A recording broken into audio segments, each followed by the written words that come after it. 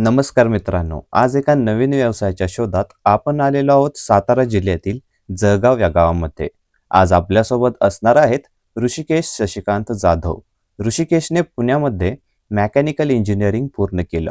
3 वर्ष जॉब देखील केला, पण त्याला स्वतःचं काहीतरी करायचं होतं. हा उद्देश समोर ठेवून त्याने मित्राच्या लॉन्ड्रीवरती संपूर्ण प्रॅक्टिकल नॉलेज घेतलं. सुरुवातीपासून त्याला काहीतरी युनिक बिझनेस करायचा होता. तो विचार ठेवून त्याने व्यवसायाला सुरुवात करायचे ठरवले. घरच्यांचा विरोध, लोकांनी नावं ठेवणं या सर्व परिस्थितीला सामोरे जाऊन त्याने व्यवसाय क्षेत्रात पाऊल ठेवले. सुरुवातीला भीती होतीच, पण कुटुंबाच्या साथीने व्यवसाय क्षेत्रात त्याने चांगली प्रगती केली.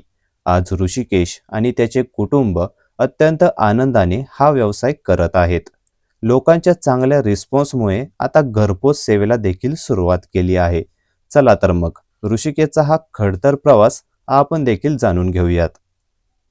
हा आपला संपूर्ण सेटअप आहे, ज्याच्यामध्ये ह्या मशिनरींचा वापर वॉशिंग करण्यासाठी होतो, तसंच ह्या मशिनरींचा वापर स्पिन करण्यासाठी होतो. म्हणजे काय केलं जातं, ज्यावेळेस ह्याच्यातून मटेरियल आपण बाहेर काढतोय ते ओलं असतंय भरपूर, जे ह्याच्यामध्ये टाकायचं. ह्याच्यामध्ये टाकल्यानंतर ते समजा तुमची वाकळ असेल तर साधारण एक 70% 50% वाकळ एक ड्राय होते. ब्लँकेट असतील, चादरी असतील तर ते साधारण एक 60-70% ते ड्राय होतात. पाणी निघतं त्याच्यातून आणि राहिलेलं मटेरियल आपण बाहेर टाकतो आणि स्टँडवरती सुकवलं जातं. तसंच ह्या मशिनरीचा वापर आपण अर्जंटमध्ये सुकवायचा असेल तर याचा वापर होतो. याला एक 22 ते 23 हीटर आहेत. प्लस जे मटेरियल नाजूक पण कॉस्टली आहे, जसं की सोफा कवर असतील, खिडक्यांचे पडदे असतील, वेल्वेटचे काय कवर असतील, असं जे काय असते तर त्याच्यासाठी ह्याचा मशिनरीचा वापर केला जातो. आणि बाहेर जे स्टँड आहेत त्याच्यावरती आपण जे नॅचरल पद्धतीने उन्हामध्ये सुकवलं जातं ते स्टँडवरती केलं जातं. ही रूम एकूण किती जागेत आहे? तसं जर बघायला गेलं तर हे साधारण एक 15x20 आहे. पण शक्यतो आता आम्हाला आमचं जसं मी मगाशी म्हणलं की इथं गुरांचा गोठा होता, त्यामुळे इथं आम्ही ऍडजस्टमेंट केली. नाहीतर तशी ह्याला जास्त जागा पाहिजे, तुम्हाला फिरताना सोपं जातं. बाहेर स्टँड केलेले आहेत. हां, हे आपण स्टँड केलेले आहेत, ज्याच्यावरती स्ट्रक्चर असं असल्यामुळे हे मटेरियल असं टाकल्यानंतर उन्हामध्ये सुकतं. पण हे आपण पाठीमागे उन्हात टाकतो. हे आपलं शेड आहे, जे आपण पावसाळ्यामध्ये वापरलं जाते. आणि पाठीमागे आपण उन्हात हे केलं जाते. हे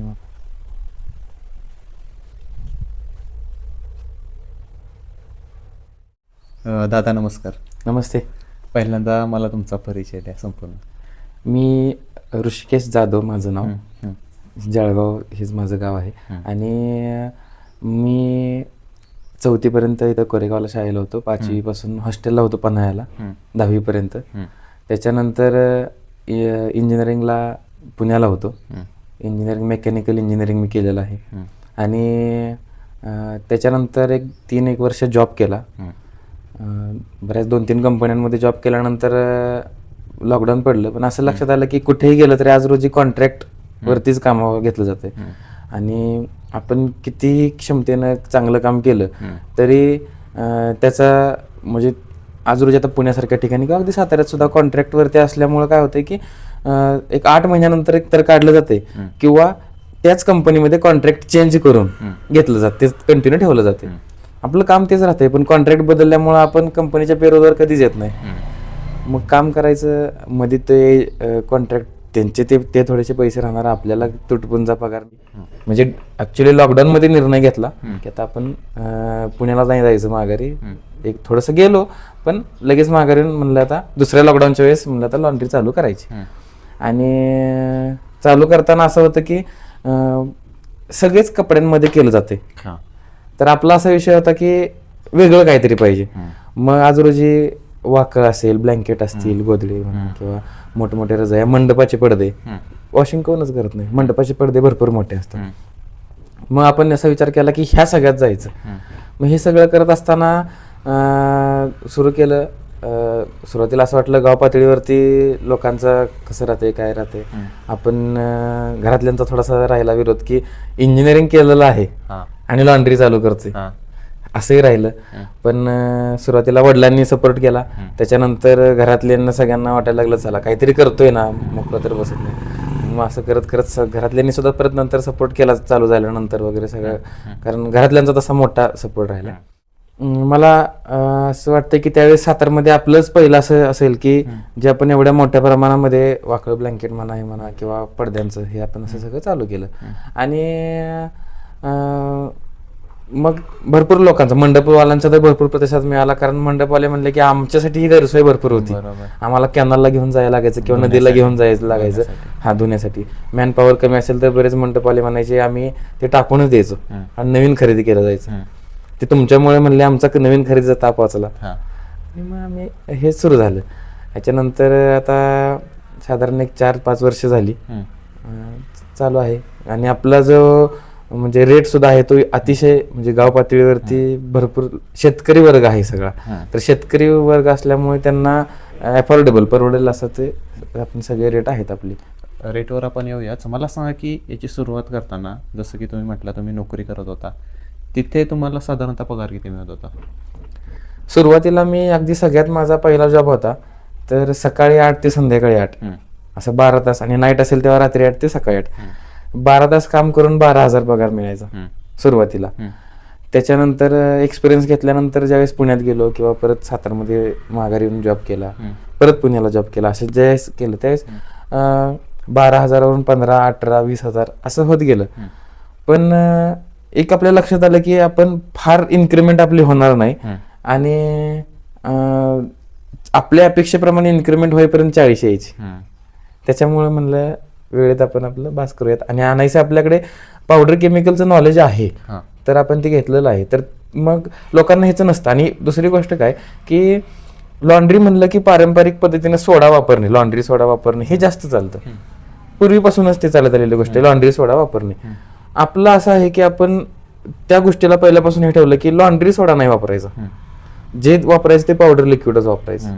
पावडर लिक्विड वापरून आपण म्हणजे त्यासाठी आपण खास गुजरातवरून मागवून घेतो. एक्स्ट्रा ट्रान्सपोर्ट पे करतोय पण क्वालिटीचं मटेरियल येते. आणि आपण ते मटेरियल वापरून म्हणजे 4 प्रकारच्या पावडर आहेत आणि 7 प्रकारचे लिक्विड आहेत. कोणते कोणते पावडर लिक्विड वापरता? ते इंडस्ट्रियल सगळे आहेत. म्हणजे आता बरेच लोक आम्हाला म्हणतात सुद्धा, आमचे जे रेग्युलरचे कस्टमर आहेत म्हणतात की तुमचं मटेरियल म्हणजे खूप चांगलं वॉशिंग होतं तर आम्हाला घरगुती वापरायला द्या किंवा आमच्या मशिनरीला वापरायला द्या. पण ते तसं देता येत नाही, कारण त्याचं कसं असते ते प्रमाण ठरलेलं आहे. इंडस्ट्रियल पावडर लिक्विड असल्यामुळं ते त्याच प्रमाणात वापरावं लागतं, नाही तर तुमचे कपडे हे होणार म्हणजे खराब होतील, कलर जाईल, मिक्स होईल किंवा काही होऊ शकतं, असं ते राहतं. मग आपण पण त्या पद्धतीने गेलो. तुम्ही संपूर्ण डिसिजन घेतला नोकरी सोडण्याचा. ज्यावेळेस तुम्ही असा डिसिजन घेत होता की तुम्हाला नोकरी सोडायची आणि तुम्ही घरच्यांना कशा प्रकारे सांगितलं आणि कशा प्रकारे संपूर्ण नियोजन केलं पुढचं? सुरुवातीला तर वडिलांना सांगून वडिलांना तयार केलं. त्यांचं थोडंसं असं म्हणणं होतं की एकतर पन्हाळ्याला शिकला 5-6 वर्ष हॉस्टेलला, त्याच्यानंतर साताऱ्यात राहून वायसीत 11वी-12वी केली, मग तुझ्यासाठी आपण सातारला राहिलो. त्याच्यानंतर तू पुण्याला जाऊन इंजिनिअरिंग केलं, थोडा जॉब पण केला. आणि आता हे काय आधीमध्ये लोक सुद्धा म्हणतील की एवढं शिकला आणि वाकळा धुतोय, ब्लँकेट धुतोय, किंवा लोक असं म्हणतील की एवढंच हेच करायचं होतं तर एवढं शिकला कशाला, असं म्हणतील. म्हणलं म्हणणाऱ्याला आपण अडवू शकत नाही, ते ज्याचा त्याचा विषय झाला. तुम्ही मला सपोर्ट करा, आपण हे चालू करू. ह्याच्यानंतर अगदी सुरुवातीला सुद्धा थोडं झालंच की म्हणजे काही मित्र तोंडावर असतील किंवा काय मागून गप्पा हाणताना की अरे किंवा माणसं असतील वडिलांच्या वेळेची की अरे एवढं शिकला तर कशाला करायचं चालू केलं वगैरे, ह्या गोष्टी झाल्या नाही असं नाही.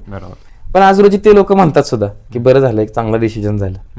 कारण लोकांचा त्या पद्धतीने प्रतिसाद बघितल्यानंतर वाटायला लागलं की हा बरोबर आहे, चांगलं झालं वगैरे. मग हा डिसिजन चेंज होण्यासाठी किती टाइम गेला तुमचा? एक तर सुरुवातीला 1-2 महिने गेले असतील वडिलांनाच हे सांगण्यात, कारण त्यांना थोडंसं ते होत नव्हतं म्हणजे पटत नव्हतं किंवा काय. त्यावेळेस एक सारखं तोच विषय येऊन म्हणले बरं ठीक आहे म्हणले. मग वडिलांनी थोडा सपोर्ट केल्यानंतर घरातले म्हणलेत की म्हणजे काय ठीक आहे चालते असं करूयात. आणि मग ज्यावेळेस मग आम्ही परत हे करायला लागलो त्याच्यानंतर पूर्ण घर म्हणजे ज्यावेळेस सुरू झालं त्यावेळेस संपूर्ण घराने भरपूर सपोर्ट केला. मग सुरू झाल्यानंतर म्हणजे असं आता तू केलं ना चालू, तर आपण सगळ्यांनी मिळून झटून करायचं. आणि घरातल्यांच्या सुरुवातीला एवढा भरपूर सपोर्ट मिळाला की त्याच्यामुळेच आम्ही कमी वेळात जास्त लोकांपर्यंत पोहोचू शकलो. आणि घरगुती लोक सगळे घरातले काम करत असल्यामुळे ती क्वालिटी ठेवता आली आम्हाला प्रत्येकाला, किंवा पण नाही म्हणजे ही क्वालिटी आपल्याला द्यायची तर द्यायचीच आहे. आज रोजी सुद्धा आपल्याकडे सगळं घरगुतीच आम्ही करतोय. आणि कारण काय होतंय, आम्ही बघितलं थोडासा बाहेरचा माणूस आला की तो विचार कसा करतो की तो पगार ह्या पद्धतीनंच काम केलं जातं ना, एवढा पगार मिळतो एवढं काम झालं असेल. घरातला व्यक्ती कसं की नाही हे असं पाहिजे ना, तसंच. मग आता एक्झाम्पल, आता एखादी वाकळ धुतली तर बरेच लोक काय करतात, म्हणजे वयस्कर लोक तेल वगैरे लावलं जातं. मग तेल लावलेले वाकळ ती काय लगेच 2 दिवसांनी धुत नाहीत, किमान 6 महिने वापरली जाते. मग 6 महिने त्याच्यावरती धूळ बसते, ते तेलामुळे वडून धरते. मग अशा वेळेस कधी कधी आपण बाहेर टाकतो, डबल वॉशिंग वगैरे करून टाकतो बाहेर मटेरियल सुकण्यासाठी, ड्राय करण्यासाठी. आणि घरातल्या कोणाला तरी जाणवतं अरे अजून जरा थोडंसं ह्या ठिकाणी निघू शकते, मग ते म्हणतात लगेच डबल वॉशिंग लागे. त्या ठिकाणी कामगार काय म्हणणार, टाकलंय संपला विषय. असं घरात नाही, डबल अजून एकदा वॉशिंग लागे, मग ते घेतलं जाते. मग अशा वेळेस आपण काय करतोय, ते फ्री देतोय. ते लोकांना आपण सांगत नाही तुमचं डबल वॉशिंग केलंय, किंवा जरी सांगितलं तर त्याचा चार्ज नाही घेत. हे आमच्या नावासाठी, म्हणजे आम्ही असं कुठेतरी विचार करतो की ज्या वेळेस डबल वॉशिंग करून जरी चार्ज नाही घेतला ती मटेरियल आमच्या अंगावर पडलं चालेल, पण ज्यावेळेस तुम्हाला ते आवडणार आहे त्यावेळेस नाव आमचं निघणार आहे आणि ऑटोमॅटिकच कस्टमर वाढणार आहेत. म्हणजे ते 4 लोकांना सांगतील बाबा आवर्जून जावा, चांगली क्वालिटी. पण आपण हे ठेवलेलं आहे, म्हणजे असं होतं की बऱ्याच वेळा डबल वॉशिंग केलं तर आम्हाला तो वाढता चार्ज द्या असं होतं, पण आपण तसं करत नाही. आपण ते फ्रीमध्येच तुम्हाला, ते आमच्या नावासाठी. सुरुवातीचं जे भांडवल होतं ते कसं गोळा केलं, म्हणजे नोकरीचाच पैसा इकडे लावला काय, कसं नियोजन केलं? थोडंसं नोकरीतील पैसे प्लस आजोबा आमचे आर्मी रिटायर आहेत, तर त्यांचा मोठा हातभार राहिला की थोडेसे त्यांची सेव्हिंग्स दिली भरपूर. असं झालं, वडिलांची सेव्हिंग्स, असं घरातल्यांनी सगळ्यांची सेव्हिंग्स वगैरे त्याचा वापर झाला. नंतर मटेरियल परत जर मशिनरी वगैरे आपण तर वाढवल्यात, आपल्याकडे 5 मशिनरी आहेत. तर ह्या मशिनरी वाढवताना परत आपण अण्णासाहेब महामंडळातून DCC जिल्हा मध्यवर्तीतून अण्णासाहेब महामंडळामध्ये ते स्कीम आहे ना, त्याच्या थ्रू आपण टाकून हे सगळं लोन केलं परत. आणि ते आता चालू आहे, पण ते सगळं लोन केलं. किती खर्च झाला साधारण सुरुवातीला? आता हा सगळा सेटअप मिळून आपला आत्तापर्यंतचा, म्हणजे आपण हे सगळं एका टप्प्यात नाही झालं, हळूहळू करत गेलो आपण सगळ्या गोष्टी. पण आत्तापर्यंत ह्या सगळा सेटअप जर विचार केला तर एक 38-39 लाख रुपये, 40 लाख रुपये म्हणू शकतो आहे. आणि अजून डेव्हलपमेंट चालूच आहे. आणि एकूण किती जागेत आहे? तशी ही संपूर्ण जागा 8-9 गुंठ आहे. त्याच्यामधील 1-2-3-4 गुंठ सोडली तर बाकी नाही म्हटलं तरी मिनिमम ही 5-6 गुंठ जागा आहेच आहे. एवढ्या म्हणजे तुमची स्वतःची जागा आहे? स्वतःची जागा आहे. म्हणजे ते सगळं पूर्ण नियोजन केलं. मग मला सांगा की तुम्ही एवढं संपूर्ण नियोजन केलं, एवढं सगळं भांडवलाची सोय केली, भीती वाटली का सुरुवातीला? भरपूर. म्हणजे ज्यावेळेस मी स्वतः सुरू केलं त्यावेळेस मला कितीतरी असं सुरू व्हायच्या अगोदर महिनाभर किंवा ज्यावेळेस सगळ्यांच्या तर झालं, आपण मशिनरी वगैरे बुक केल्या, आम्ही गुजरातला गेलो, बुकिंग केलं वगैरे, सगळ्या गोष्टी झाल्या, तरी असं मनात राहायचं किंवा जरी मशिनरी इथे आल्या तर सुरुवातीला. आणि महत्वाचा हा गोटा होता आमचा, तर ह्याचा खर्च थोडासा वाचला. आम्ही ह्याला थोडंसं लॉन्ड्रीत कन्वर्ट केल्यानंतर, नाहीतर शेडचा अजून थोडा वाढला असता. आणि मशिनरी आणल्यानंतर काय झालं की लगेच काही कस्टमर येत नाहीत किंवा लोक येत नाहीत वॉशिंगला.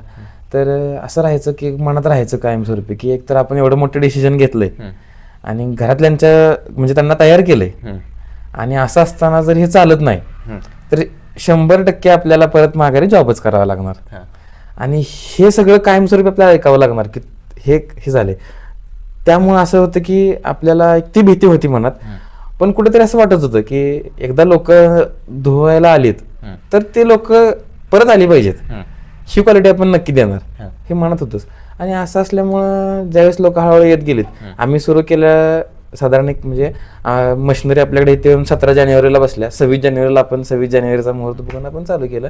पण तो थंडीचा काळ असतो आणि साधारण एक मार्च महिन्यापासून जसं ऊन पडायला लागलं, यात्रा सुरू झाल्या की लोक जरा यायला लागले, बघू तरी कसं होतंय. मग काही लोक 1-2च मटेरियल धुवायला द्यायचे, सॅम्पलला आधी बघू कसं निघतं. काही लोकांना भीती राहायची की आमचं 5-6 हजाराची ब्लँकेट आहेत, रेमंडचं ब्लँकेट असेल, कुठलं असेल, आणि निघेल का.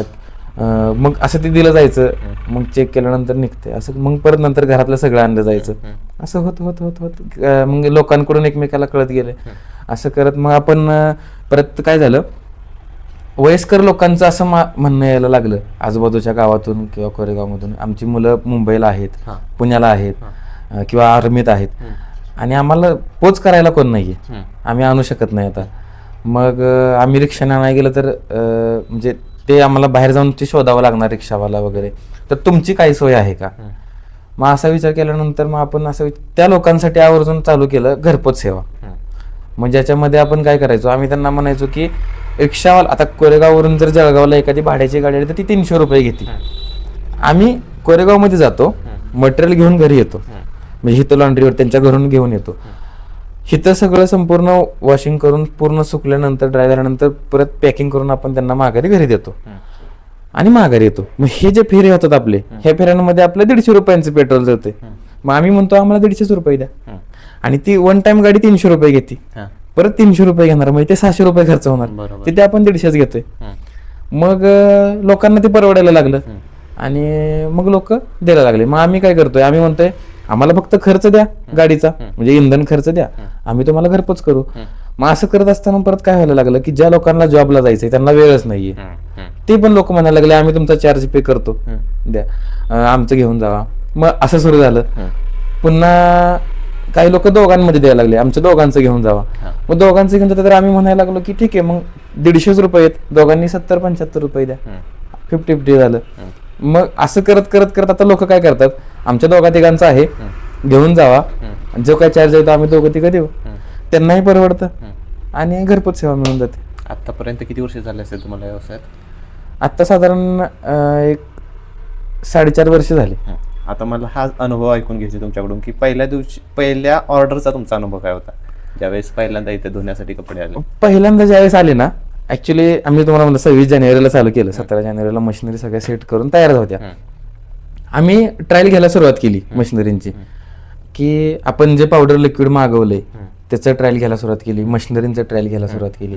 आणि 2च दिवस झाले ट्रायल घेऊन, आणि एक जण कोरेगाववरून चालले होते, पळशी गावचे, आणि ते थांबले. त्यांनी बघितलं आणि म्हणले की काय आहे, म्हणजे वाकळा वगैरे बाहेर दिसला, त्यांना थोडासा अंदाज आला. म्हणले का, म्हणलं असं असं आम्ही चालू केलंय. म्हणले आम्हाला आमच्या वाकळा धुवायचे आहेत आणि पुण्याला अर्जंट न्यायचे आहेत, मी उद्या घेऊन येतो. त्यांना म्हणलं की आम्ही 26 जानेवारीला चालू करणार आहे, आता आमचे ट्रायल चालू आहेत. म्हणले आमच्यावर ट्रायल करा. थोडीशी भीती होती मनात की अजून आपलं आत्ताशी 2 दिवस आपण हात बसलेला नाही, मशिनरींचा सगळ्या गोष्टी अजून आपल्या शिकायच्या चालल्यात मशिनरी, कारण की मशीन कंपनी बदलली की प्रोग्राम बदलला, सगळं बदललं.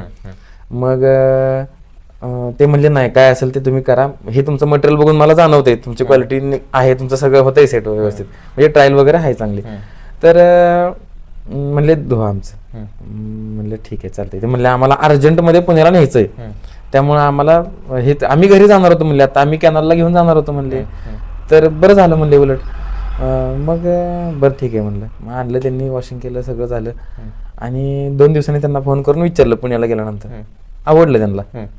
म्हणले म्हणजे अतिशय म्हणले सुंदर काम झालंय, आणि म्हणले आता इथून पुढे कधीच जाणार नाही म्हणले, कॅनलला नाही, नदीला नाही, कुठंच जाणार नाही, आणि 4 मित्रांना आवर्जून सांगणार की तुमच्याकडे येऊन जावा असं म्हणले. मग आम्हालाही जरा थोडा कॉन्फिडन्स आला, ओपनिंगच्या अगोदरच कॉन्फिडन्स आला. आणि मग परत जाता त्या लोक जायला लागले. मग जाताना लोक विचारायचे, बोर्ड बघून थांबायचे. मग ते लोक येऊन थांबायला लागले. मग त्यांनी नंबर वगैरे घेऊन जायचे. मग उन्हाळा सुरू झाला की त्यांनी ते सुरूच केलं द्यायला.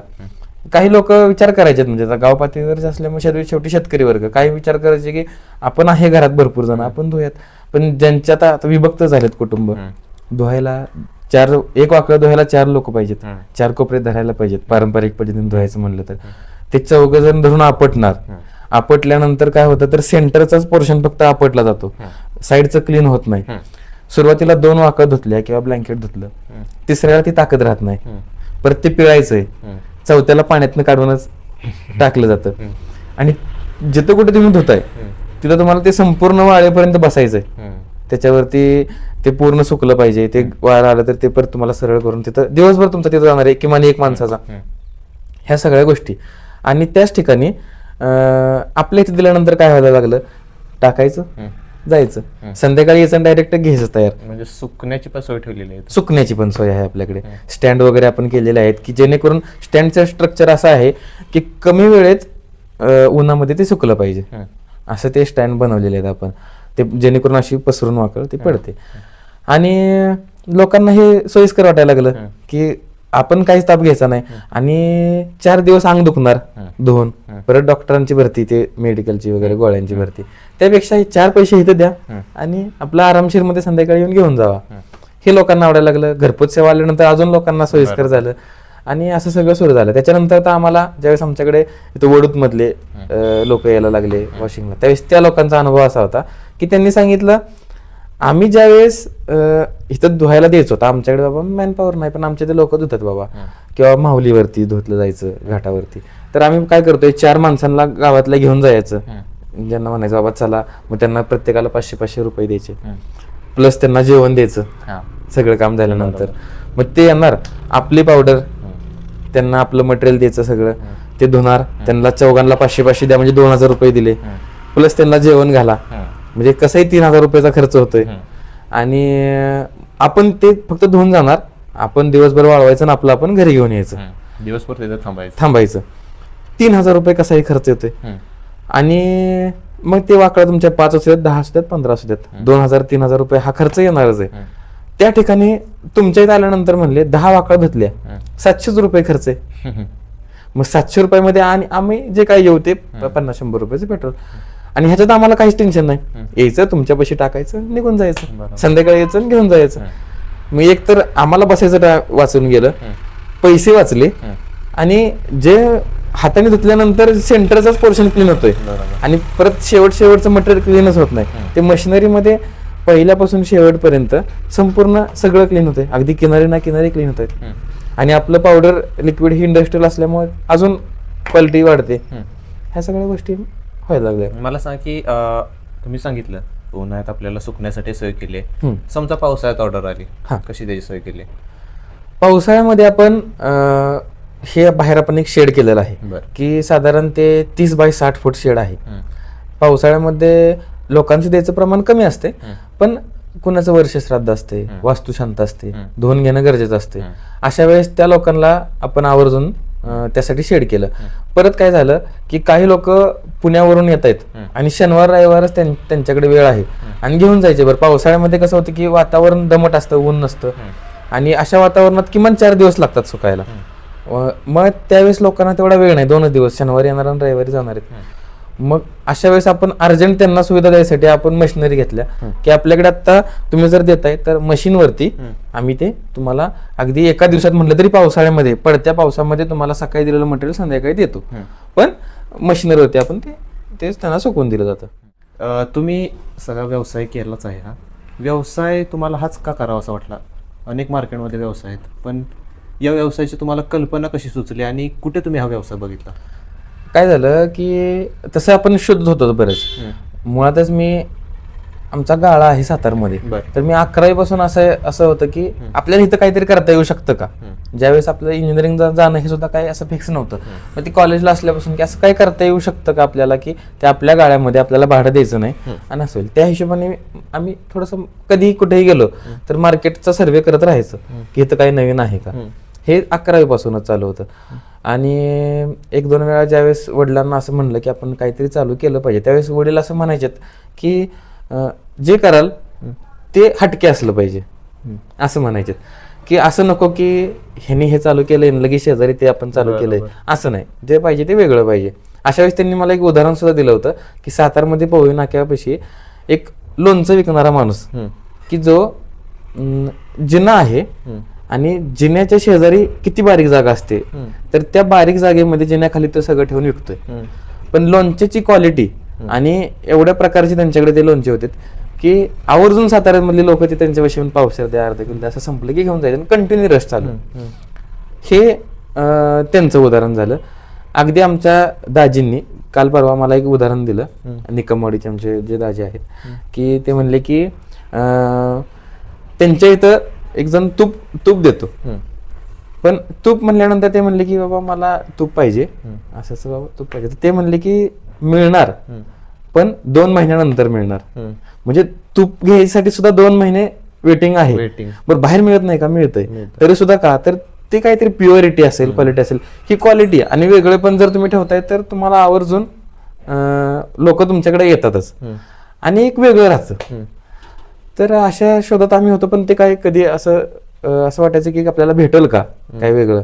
असं असताना सुरुवातीला बरेच शोध झाले, परत इंजिनिअरिंग सुरू झालं तरी चालूच होतं, पण असं काही भेटलं नाही. असं काय म्हणजे असं वाटायचं की नको हे नको हे नको, किंवा एखादी गोष्ट अशी जावं असं वाटायची का हे आहे तर ते सातारमध्ये चालणार नाही. सातारचं म्हणजे असं एक अजून सुद्धा सातारा, सांगली, कोल्हापूर ही पश्चिम महाराष्ट्रातील माणसांची मेंटॅलिटी आता बदलत चालली, पण अजून आहे अशी मेंटॅलिटी आहे की म्हणजे आम्हाला स्वस्तात पाहिजे पण क्वालिटीचं पाहिजे. त्या ठिकाणी आपण पुण्यात गेलो, मुंबईत गेलो किंवा असं त्या भागात गेलो तिकडे की पुण्यातलंच आता लोकांची मेंटॅलिटी जर पाहिली, काही तुमचा 10 रुपये वाढतात. तिथले लोक ज्यावेळेस पुण्यातले लोक गावाकडचे पण पुण्यात राहतात आणि इथं मटेरियल देतात धुवायला, 10 रुपये वाढतं घ्या, 20 रुपये वाढतं घ्या, पण आम्हाला क्वालिटी द्या. ती मेंटॅलिटी आहे. तसं आपल्याकडे मेंटॅलिटी 10 रुपये स्वस्त घ्या पण क्वालिटी द्या. म्हणजे असं असल्यामुळं मग जे आम्ही शोधले ते असं वाटायचं की अरे यार हे चालणार नाही सातारमध्ये, कारण ह्याची कॉस्ट जास्त आहे आणि लोकांना आवडेल पण लोक काय म्हणतील चांगलं आहे पण महाग आहे, मग घेणार नाहीत. एकदा येतील, दोनदा येतील, असं नकोय ना आपल्याला.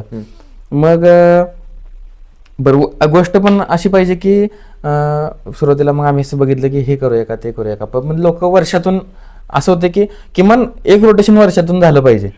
त्या एक गोष्टीसाठी तुमच्याकडे वर्षातून आलं पाहिजे. आपण अशी वस्तू नाही दिली पाहिजे की ती दिले आणि 6-7 वर्षाशिवाय यायचंच नाही परत फिरून, किंवा एखादी वस्तू आहे किंवा एखादी मशीन आहे ती देतोय आपण आणि त्याचा मेंटेनन्सच फक्त करायला जायचंय, असंही नकोय. ज्यावेळेस मेकॅनिकल पूर्ण केलं त्यावेळेस आपण त्या रिलेटेड विचार करायला लागलो, तर आपण जर एखादी काय बनवतोय किंवा काय देतोय तर ते असं नको व्हायला की ते दिलंय आणि 8 वर्षानंतरच माणूस परत येणार आहे रिप्लेस करणार आहे, असं पण नाही झालं पाहिजे.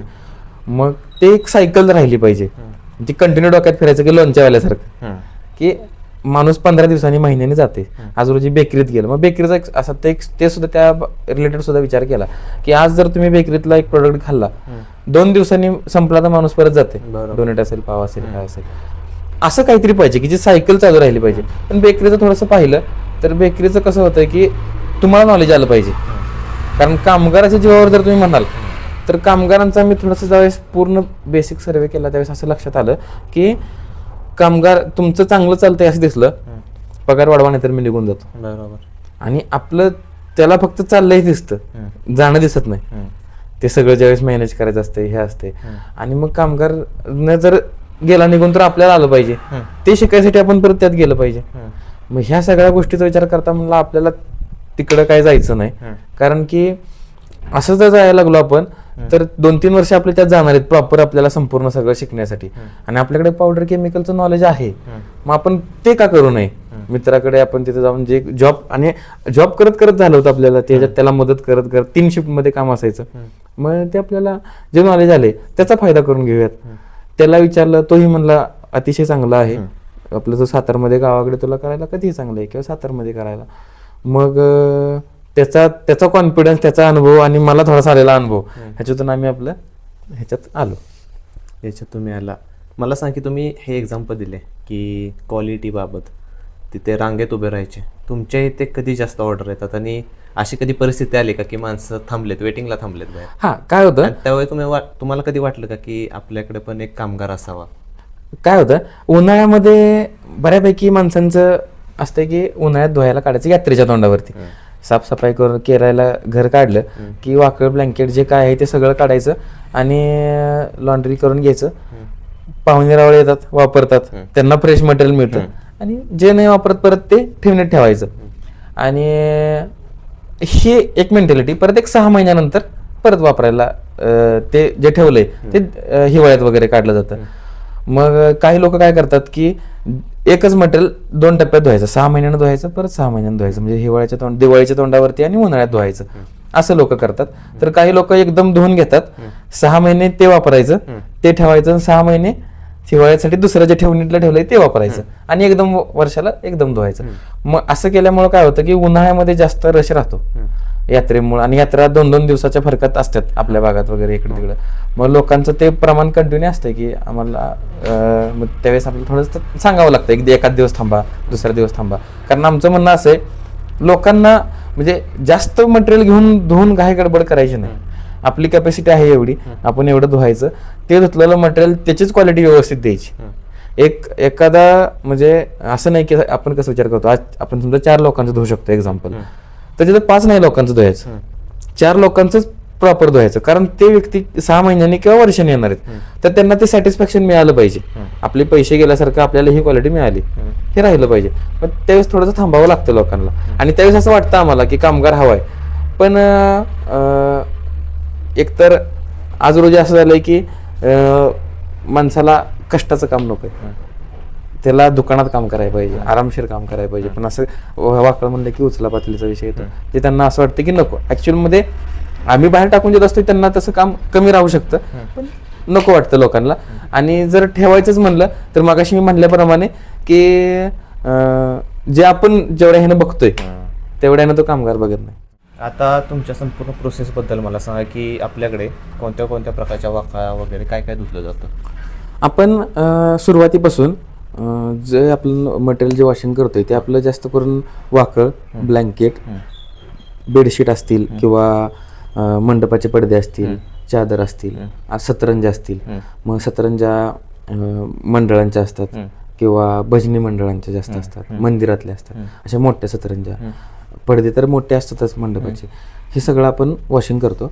आणि ह्याच्यामध्ये आपली प्रोसेस कशी आहे की आपण सुरुवातीला म्हणजे आपली जी टोटल प्रोसेस चालते वॉशिंगची ही 1.5 तासात चालते. ह्याच्यामध्ये सुरुवातीला आपण डेटॉल वापरतो आणि लास्टचं जे रोटेशन असते त्याच्यामध्ये आपण कम्फर्ट वापरतो. पाणी 5 वेळा बदललं जातं. मग ह्या 5 वेळा पाणी ज्यावेळेस बदललं जातं त्यावेळेस कसं होतं की पहिल्यांदा पाणी टाकलं जातं, आपण डेटॉलचा वापर करतो. ते पाणी आपण ते रोटेशन संपलं काढून टाकतो. दुसरं पाणी भरतो. त्यावेळेस 4 प्रकारच्या पावडर आहेत ज्या त्या टप्प्याने त्या टायमिंगला प्रोसेसने टाकल्या जातात. जे जसं मटेरियल आहे त्या पद्धतीने त्याचं प्रमाण असतं, हे टाकलं जातं.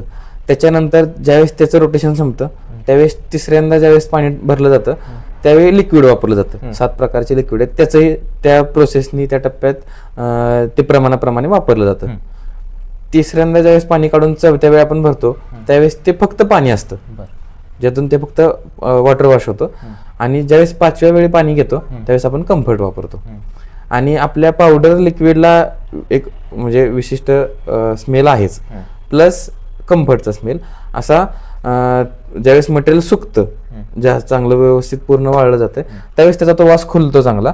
आणि लोकांचंच असं म्हणणं आहे की आम्ही तुमच्याकडून घेऊन गेलेलं मटेरियल ज्यावेळेस ठेवणीत ठेवतोय उन्हाळ्यामध्ये आणि दिवाळीच्या आसपास थंडीत ज्यावेळेस वापरायला काढतोय त्यावेळेस तसाच सुगंध आम्हाला मिळतो. हा लोकांचा अनुभव आहे. आणि ही सगळी आपली अशी जी प्रोसेस आहे ह्या प्रोसेसला 1.5 तास लागतात. आणि आत्ता आपल्या म्हणजे लोकांच्याच मागणीवरून आपण आता ड्राय क्लिनिंग प्रोसेस जी आहे की कपड्यांची म्हणा, साड्या म्हणा, शेरवानी म्हणा, कोणतंही मटेरियल असेल, सोफा कव्हर म्हणा किंवा गाड्यांचे कव्हर म्हणा, ह्याचं सगळ्यांचं आपण ड्राय क्लिनिंग करायला सुरू केलेलं आहे. मला सांगा की एक ऑर्डर आल्यानंतर म्हणजे ज्या ऑर्डर येतात त्या कंप्लीट करायचं तुम्ही किती टाइम देता त्याला आणि किती वेळात एखाद्याला जर पाहिजे असेल तर किती वेळात घरपोच करता? कशी आमची सोय अशी आहे की आता उन्हाळ्याच्या दिवसामध्ये आणि त्यामध्ये काय रेटमध्ये काय फरक असतो का त्यावेळेस? हा, जर उन्हाळ्याचे दिवस आहेत, ऊन कडक आहे, तर आपण घरपोच सेवा ज्यावेळेस देतोय त्यावेळेस सकाळी मटेरियल त्यांच्याकडून कलेक्ट केलं जातं 7च्या आसपास आणि संध्याकाळी 6 ते 7 वाजेपर्यंत त्यांच्यापाशी ते मटेरियल पोच केलं जातं. कितीही मटेरियल त्यांचं असू द्यात, वाकळ, ब्लँकेट असू द्यात, कपडे असू द्यात, हे त्यांचं एका दिवसात पोच केलं जातं. हिवाळ्याचे दिवस, पावसाळ्याचे दिवस असतील तर ते थोडंसं वातावरणावरती डिपेंड राहतं. घाई असेल तर तुम्हाला म्हणल्याप्रमाणे आम्ही मशीनवरती ड्राय क्लीन ते पूर्ण सुकवून देतो. आणि जर घाई नसेल तर प्रॉपर पद्धतीने त्यांना ते व्यवस्थित ड्राय करून दिलं जातं. उन्हाळ्यामध्ये आपण एका दिवसात, तुम्ही म्हणलात आम्हाला एका दिवसात पाहिजे, हिवाळ्यात सुद्धा मिळतात. ह्या दिवसात थंडी आहे थोडीशी, तर एका दिवसात हवंय, सकाळी कलेक्ट करून संध्याकाळी मिळतं, असं काही नाही. पण एखादी व्यक्ती म्हणतात की आमचं 2 दिवस वाळवा, अशा वेळी त्यांच्या गरजेनुसार ते 2 दिवस मटेरियल वाळवलं जातं. मला तुमचे जे चार्जेस असतात म्हणजे प्रत्येक गोष्टीला जे चार्जेस असतात ते सांगा. आपल्याकडे जो चार्जेस आहेत ते 4.5 वर्ष झाला आपला जो चार्ज तो त्यात आपण काही चेंजेस केलेले नाही आहेत. की वाकळ आहे ते 70 रुपयांचे आहे. लहान असतील तर म्हणजे लेपाटे वगैरे असतील तर ते बघून कमी होतात त्याचे पैसे, 60 रुपये 50 रुपये असे बघून होतात. पण एक ॲव्हरेज साईज जे आहे 5 हातापासून 9 हातापर्यंत जरी असेल तरी आपण 70 रुपये घेतो.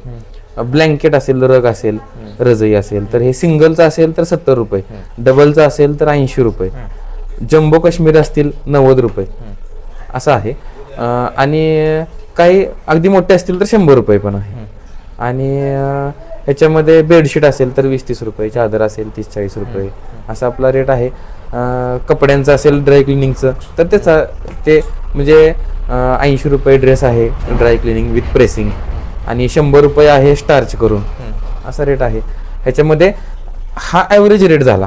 ह्याच्यामध्ये मटेरियल प्रमाणे आणि चालूमध्ये चेंजेस 19-20 होतं. म्हणजे एखाद्या 70चं 60 होतं, 80चं 70 होतं, काही 80चं 90 देखील होतं. म्हणजे शेवटी कसं आहे की आता एक्झाम्पल आता साडी आली, आता आपण साडीचा विचार करून चालू तर साडी 250 पासून 150 पासून ते अगदी 300-350 रुपयांपर्यंत पण साड्या आहेत. मग कसं होतं तुमची साडी कशी आहे त्याच्यावरती त्याचा वर्क कसा आहे, त्याच्यावरती त्याची ड्राय क्लिनिंगची प्रोसेस राहते किंवा ते पावडर लिक्विड मटेरियलचा वापर राहतो, त्याच्यावरती त्या प्रेसिंगचा विषय राहतो. त्यावेळेस त्या सगळ्या गोष्टींचा चेंजेस होतात. ड्रेस असेल तर शेरवानी असेल चेंजेस होतात. आपल्या शर्टावरती सुद्धा फरक पडतो. म्हणजे क्वालिटी बदलली, कॉटन आहे, लिनन आहे, त्या हिशोबाने थोडंसं आहे पण आपला रिझनेबल रेट आहे. मला सांगा की तुमच्या एवढ्या सगळ्या अनुभवातून जे तरुण व्यवसायात उतरणार असतील त्यांना तुमचा काय सल्ला असेल? व्यवसाय निवडताना कोणता निवडावा आणि सुरुवात करताना काय डोक्यात घेऊन सुरुवात केली पाहिजे? मुळात तर मी असं सांगेन की ज्यावेळेस आपण कोणताही व्यवसाय करतोय त्याचा पुरेपूर नॉलेज घेतल्याशिवाय करायचं नाही. जर त्यांनी केलंय म्हणून मी करतोय, कोणताही व्यवसाय असू द्यात, किंवा त्याचा चालतोय म्हणून माझा चालेल असा विचार जर करून केला तर नुकसान होऊ शकणार. त्यासाठी कोणताही व्यवसाय करताना त्याचं पुरेपूर 100% नॉलेज पाहिजे.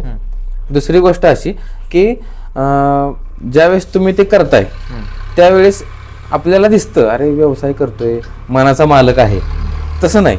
जॉबमध्ये तुम्ही 8 तास करताय तर तुम्हाला 8 तासामध्ये एकदा तुम्ही बाहेर पडलात कंपनीमधून की तुमचा आणि कामाचा विषय संपला.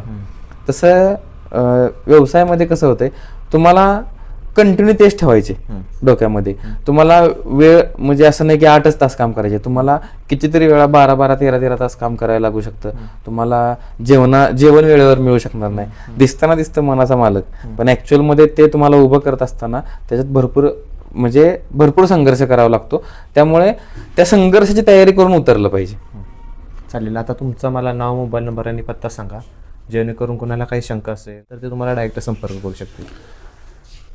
आपल्या लॉन्ड्रीचं नाव आहे सुप्रभा सुपर पॉवर लॉन्ड्री, जी जळगावमध्ये आहे. पूर्ण पत्ता सांगा. जळगाव, तालुका कोरेगाव, जिल्हा सातारा. आणि मोबाईल नंबर आहे 8459 56 31 78 आणि दुसरा आहे 9604 66 54 47.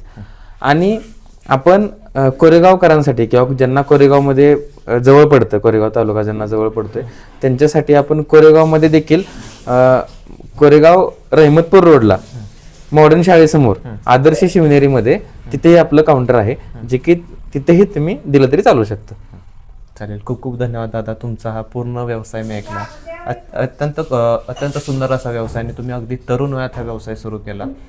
जे तरुण या व्यवसायात उतरणार असते त्यांना खूपच फायदा होईल या तुमच्या माहितीचा. खूप खूप धन्यवाद. तुम्ही मोलाचा वेळकडून माहिती दिल्याबद्दल खूप खूप धन्यवाद. धन्यवाद.